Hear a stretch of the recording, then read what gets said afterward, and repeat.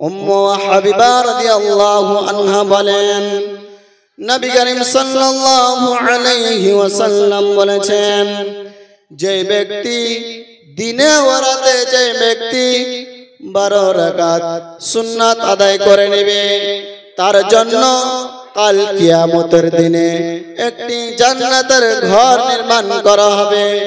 কয় রাকাত? 12 রাকাত। এই 12 রাকাত সুন্নাতকে যারা আদায় করে নিতে পারবে, তাদের জন্য কাল কিয়ামতের দিনে একটি জান্নাতের ঘর নির্মাণ করা হবে। তাহলে এই 12 রাকাত কখন কখন আমরা আদায় করব? রাসূল সাল্লাল্লাহু আলাইহি ওয়াসাল্লাম বলছেন, জোহরের পূর্বে 4 রাকাত, পরে 2 রাকাত, মাগরিবের পরে 2 রাকাত, ইশারের পরে 2 রাকাত, আর ফজরের পূর্বে 2 রাকাত। এই 12 রাকাত সুন্নাতকে যারা আদায় করে নিতে পারবে, তাদের জন্য কাল কিয়ামতের দিনে একটি জান্নাতের ঘর নির্মাণ করা হবে। কিন্তু আজকে আমরা হতভাগা মুসলমান, এত ওয়াফার পেয়েও কিন্তু আজকে আমরা হতভাগা মুসলমান ছেড়ে দিচ্ছি।